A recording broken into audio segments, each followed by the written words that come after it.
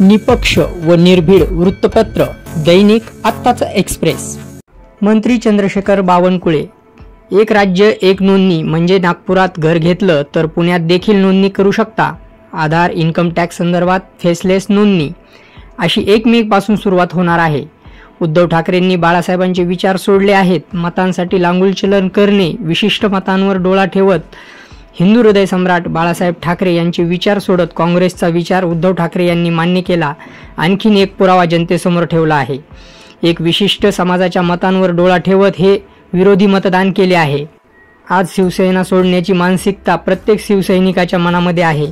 अनेक लोक पक्ष सोडत आहेत। मंगळवारी मी पक्ष प्रवेश घेत आहे। त्यांनी केलेले मतदान हे देशाचा, महाराष्ट्राचा अपमान आहे। जनता माफ करणार नाही। हे खासदार निवडून दिले हेच लोकांना वाटले आमची चूक झाली आहे। जनता उद्धव ठाकरे यांना आता उमेदवारांना निवडून देणार नाही। चंद्रशेखर बावनकुळे, दैनिक आत्ताचा एक्सप्रेस, मुंबई। आमच्याकडे महसूल खात्याकडे, कलेक्टरकडे हा विषय आला आहे। पुढच्या काळात काय काय आम्हाला अधिकार प्राप्त होणार आहे या सुधारणा विधेयकात आला आहे। त्यामुळे आता बघू आपण कोणाकोणाचे बंगले आहे, कोणाकोणाचे काय आहे, कोणी सुटणार नाही। छत्रपती शिवाजी महाराजांचं स्वराज्य हिंदवी स्वराज्य म्हणून ओळखलं जातं, परंतु नितीन गडकरींनी असं म्हटलं की छत्रपती शिवाजी महाराज सेक्युलर होते। छत्रपती शिवाजी महाराजांच्या सैन्यामध्ये सर्वच धर्माचे लोक होते, याबद्दल काही विवादच नाही आहे। आणि नितीनजीने म्हटलं त्यामध्ये काही वावगं नाही। छत्रपती शिवाजी महाराजांच्या सैन्यामध्ये 18 पगड जाती, 12 बोलतेदार, मुस्लिम, हिंदू सर्वच होते। ते स्वराज्याकरता लढणारे होते ना। आमच्याही त्या ठिकाणी भूमिका हीच आहे। या देशामध्ये राहणारा कुठल्याही धर्माचा व्यक्ती असो, या देशाचं भलं करण्याकरता, या देशाला वाचवण्याकरता जो असेल कुठल्याही धर्माचा, तो या देशाचा हिंदू आहे। आणि या देशाविरुद्ध म्हणजे पाकिस्तानची मॅच जिंकली आणि इकडे झेंडे फडकतायत पाकिस्तानचे, ते आमच्या विरोधी आहे। खरं तर याच्याकरता आमचा विरोध आहे। आमचा विरोध मुस्लिम किंवा कुठल्या धर्माला नाही आहे। जे देशामध्ये राहून देशाबद्दल बदमाशी करतात त्यांच्याबद्दल आमचा विरोध आहे। आणि छत्रपती शिवरायांच्या काळात सुद्धा हेच होतं। सर, भाजपमध्ये आता तरुणांना विशेष जबाबदारी देण्यात येणार आहे। जिल्हाध्यक्ष नव्या नियुक्तींमध्ये तरुणांना सुद्धा संधी मिळेल अशी माहिती मिळते। हो, आमचे जे मंडळ अध्यक्ष राहणार आहे, 1180च्या जवळपास मंडळ अध्यक्ष आम्ही नियुक्त करणार आहे। जे 100-125 बूथ असं एक मंडळ आहे आमचं।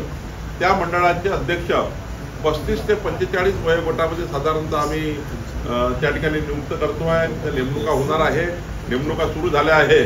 आणि 45 ते 50 किंवा 55 पर्यंत आम्ही जिल्हाध्यक्ष संघटनेचे देतोय। म्हणजे युवा फळी, माननीय मोदीजीने असं म्हटलं आहे, राजकारणामध्ये कमीत कमी 1 लाख युवकांचा त्या ठिकाणी सक्रिय सहभाग झाला पाहिजे। तर भारतीय जनता पार्टीने स्वीकारलेला आहे की 35 ते 45 वयाचा युवा तालुका अध्यक्ष, मंडळ अध्यक्ष असेल तर तो उद्या त्याला चांगला स्कोप राजकारणाचा मिळेल, संघटनेचा मिळेल, संघटनेचं मोठं काम तो उभं करेल, सोबत त्या ठिकाणी उद्या लोकप्रतिनिधी होईल। आणि युथ बीजेपी, जे आमचं युथ बीजेपी विंग आहे, त्यामध्ये आम्ही 30 वर्ष वयाचा जिल्हाध्यक्ष आणि 25 ते 30 वयाचा तालुका अध्यक्ष बीजेपी यंग युथ आमच्या युथमध्ये घेणार आहोत, युथ टीममध्ये घेणार आहोत। त्यामुळं राजकारणामध्ये 1 लाखाच्या वर युवा यावेत, ही जे भूमिका आहे त्यांना त्या ठिकाणी राजकारणाचा सक्रिय सहभाग व्हावा, या भूमिकेला साधण्याचं काम भारतीय जनता पार्टी करते आहे। महावितरणकडनं MERCला याचिका करत कुठेतरी जी दर कपात करण्यात आलेली होती त्याला विरोध करण्यात आलेला आहे। आणि एकूणच 2 महिन्यापर्यंत कुठेतरी जी दर कपात आहे ती टळल्याचं दिसतंय। कुठेतरी ग्राहकांना जी दर कपात आहे त्याचा फायदा कुठेतरी माननीय देवेंद्र फडणवीसजींचे मी आभार मानतो। खरं तर ऊर्जा खात्यामध्ये मीही 5 वर्ष मंत्री होतो। देवेंद्र फडणवीसजींच्या संकल्पनेतनं मुख्यमंत्री सौर वाहिनी योजना, शेतकऱ्यांना वीज देऊन, शेतकऱ्यांना सौर ऊर्जेवर वीज देऊन, शेतकऱ्यांना जास्तीच्या भावाची देणारी वीज थांबवणे आणि सौर ऊर्जेवर शेतकरी शिफ्ट करणे। आणि त्यातून जी क्रॉस सबसिडी जे इंडस्ट्री आणि रेसिडेन्सी चालली होती, ते शेतकऱ्याचे बिलं भरण्याकरता आपण रहिवासी आणि इंडस्ट्रियल आणि त्या ठिकाणी कॉमर्शियल ग्राहकाकडनं जी क्रॉस सबसिडी घ्यायचो आणि शेतकऱ्याच्या विजेचे बिल आपण भरायचो।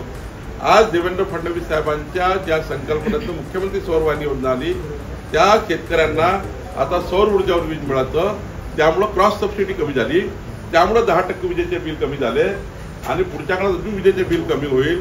मला वाटतं जेव्हा ग्राहकाला वीज सवलत मिळत आहे तेव्हा कुठल्याही व्यक्तीने हा विरोध करू नये. देवेंद्र फडणवीस सरकार, आमचं सरकार हे पारदर्शीपणे शेतकऱ्यांना पुढच्या 4 वर्षामध्ये सौर ऊर्जेवर ट्रान्सफर करून, सर्व शेतकऱ्यांना सौर ऊर्जेवर ट्रान्सफर करून जी क्रॉस सबसिडी आहे ती शेतकऱ्याच्या जी क्रॉस सबसिडी द्यावं लागतं उद्योगांना आणि कॉमर्शियल रहिवाशांना, ती जर रद्द झाली 2 रुपये 3 रुपये विजेचे बिल कमी होऊ शकतात. हा जो ऐतिहासिक परिवर्तन महाराष्ट्रात होणार आहे, या परिवर्तनाचं आपण अभिनंदन केलं पाहिजे. देवेंद्र फडणवीसजींचं मी अभिनंदन करतो की मुख्यमंत्री सौर वाहिनी योजनेमुळं राज्यामध्ये पुढच्या 4 वर्षामध्ये संपूर्ण क्रॉस सबसिडी बंद होईल आणि उद्योग आणि रहिवासी आणि कॉमर्शियल ग्राहकाचं वीज बिल हे कमी होईल, रेट कमी होतील. सर, रेग्युलेटरचे दर ठरवण्यासाठी आता मायक्रो झोनिंग देखील करणार आहे. काल एक बैठक उद्धव सेनेचे अनिल परब त्यांनी विधानसभेत प्रश्न मांडला होता, सचिन अहिरने मांडला होता, आमचे प्रवीण दरेकर, सर्वच पक्षांनी यावर चर्चा केली होती. तर यामध्ये आपण असा निर्णय करतो आहे की मुंबईमध्ये समजा 4 सीझन हॉटेल आहे, त्या बाजूला जो रेट लागतो 4 सीझनला तोच रेट गरीब माणसाला लागतो. झोनिंग त्या ठिकाणी नसल्यामुळं 1 झोनमध्ये गरीब मध्यमवर्गीय लोक आले त्यांना तोच रेट लागतो आणि उच्च त्यांच्याकडे हाय इन्कमचे लोक आहेत किंवा मोठ्या मोठ्या हायराईज बिल्डिंगमध्ये राहतात त्यांना तोच रेट लागतो. या वर्षभरात आम्ही निर्णय करतो आहे की मायक्रो झोनिंग करायचं. मायक्रो झोनिंग करून त्या ठिकाणी जे खूप मोठे झोन आहेत, ज्या ठिकाणी मोठ्या प्रमाणावर हायराईज बिल्डिंग आहे त्याचे झोन वेगळे करायचे, बाकी झोन वेगळे करायचे आणि सीटीसी वाईज म्हणजे GIS मॅपिंग करून सीटीसी वाईज आम्ही मुद्रांक त्या ठिकाणी ठरवणार आहोत. पुढच्या वर्षी आपल्याला, यावर्षी आपण तो निर्णय करू शकलो नाही, पण या वर्षभरात आम्ही मुंबईमध्ये हे सुरू करतो आहे. मुंबईमध्ये पुढच्या वर्षी जेव्हा रेडी रेकनर येतील तेव्हा zone wise, micro zone wise येतील, सीटीसी नंबर वाईज येतील. GIS मॅपिंग आम्ही मुंबईत करतो आहे. त्यामुळं ज्यांची जेवढी कॅपॅसिटी आहे, ज्या बिल्डिंगच्या जेवढी व्हॅल्यू आहे तेवढंच त्या ठिकाणी रेडी रेकनर लागेल. म्हणजे मध्यमवर्गीय आणि गरिबावर अन्याय होणार नाही आणि हायराईज बिल्डिंग किंवा उच्च त्या ठिकाणी इन्कमवाले जे लोक आहेत त्या भागामध्ये रेट वेगळे असतील आणि मध्यमवर्गीय गरीब लोकांकरता वेगळे रेट रेकनर असतील. एक मोठी प्रॅक्टिस महाराष्ट्रात आम्ही करतो आहे. ग्रामीण भागात आमचं हे GIS मॅपिंग पूर्ण झालं आहे. आता मुंबईपासून सुरू करतो आहे. मग आम्ही पुण्याला करणार आहोत, नागपुरात करणार आहोत, सर्व महानगरात मग GIS मॅपिंग आम्ही करणार आहोत. पण एक मोठा क्रांतिकारी निर्णय आहे की प्रत्येक बिल्डिंग, प्रत्येक प्रॉपर्टीचं सीटीसी वाईज त्या ठिकाणी व्हॅल्युएशन करणे आणि रेडी रेकनर करणे. सर, मुंबईत बनावट नकाशे तयार केल्याचं प्रकरण समोर आलेलं आहे. तुम्ही कारवाईचे काय अनुभव? बनावट 165 नकाशे भूमी अभिलेख खात्याकडनं तयार झाले होते. आमच्या भूमी अभिलेख कार्यालयातनं नकाशे चोरून 1961च्या नोंदी नकाशामध्ये दाखवून CRZ आणि NDZच्या एरियामध्ये मोठ्या प्रमाणावर 465 घरं बांधकाम झाले आहेत, जे अनधिकृत आहेत. नकाशात फोडतोड केली गेली. 1961च्या पूर्वीचे घर दाखवण्यात आले. आम्ही आता सर्व नकाशे रद्द केले आहे. काल माननीय मुंबई आयुक्तांनी निर्णय घेतला आहे 465 घरं पाडायचा आणि CRZ NDZच्या ज्या जागा आहेत त्या जागा खाली करायच्या. एक मोठा फ्रॉड या ठिकाणी या खात्यामध्ये झाला होता, भूमी अभिलेख खात्यामध्ये झाला होता.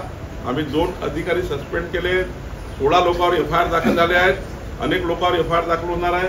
काही मुंबई महानगरपालिकेचे अधिकारी यामध्ये आहेत, काही आमचे SLRचे अधिकारी आहेत.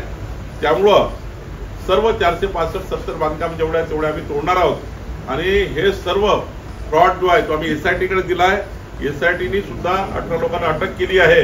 पुढच्या काळामध्ये अटक सत्र सुरू राहणार आहे. कोणीही या ठिकाणी फेरफार करून, नकाशे फेरफार करून, नकाशे चुकीचे करून, नकाशे फ्रॉड करून जे घरं बांधले आहेत ते तोडण्यात येतील. काँग्रेसचे प्रदेश अध्यक्ष असं म्हणतात की सावरकर यांच्या पुस्तकावरती बंदी घातली पाहिजे कारण विकृत असं लिहिण्यात आलेलं आहे छत्रपती संभाजी महाराजांना. असं आहे की या काँग्रेसच्या नेत्यांना खरं तर स्वातंत्र्यवीर सावरकरांचा नेहमीच अपमान यांनी केला आहे, राहुल गांधींनी केला आहे. जेव्हा जेव्हा राहुल गांधी येतात तेव्हा स्वातंत्र्यवीर सावरकरांचा अपमान होतो आहे. आता हे काँग्रेसचे प्रदेशाध्यक्ष तर राहुल गांधीला खुश ठेवण्याकरता असे बोलतात आहे असं मला वाटतं. जरा बघावं लागेल त्यांचं काय भूमिका आहे. अमित शहानी ज्या पद्धतीने काल विधेयकावरती भाषण केलं ते भाषण जे आहे ते मुस्लिमांचं लांबून चालन करण्यासारखं होतं असं संजय राऊतांनी म्हटलेलं आहे. संजय राऊतांना मी सांगितलं, तुम्ही कशाला संजय राऊत तुम्ही विचारता मला. संजय राऊतांना ते सांगितलं ना, तो आजार झालाय, कुठला पंडू रोग झालाय, त्यामध्ये काही त्यांना आठवण राहत नाही. ते कोणती गोष्ट कोणतीकडे नेतात, ते आजारी लोक असे बोलतात, ते तसे बोलतात. त्यामुळे त्यांचं मला विचार नका.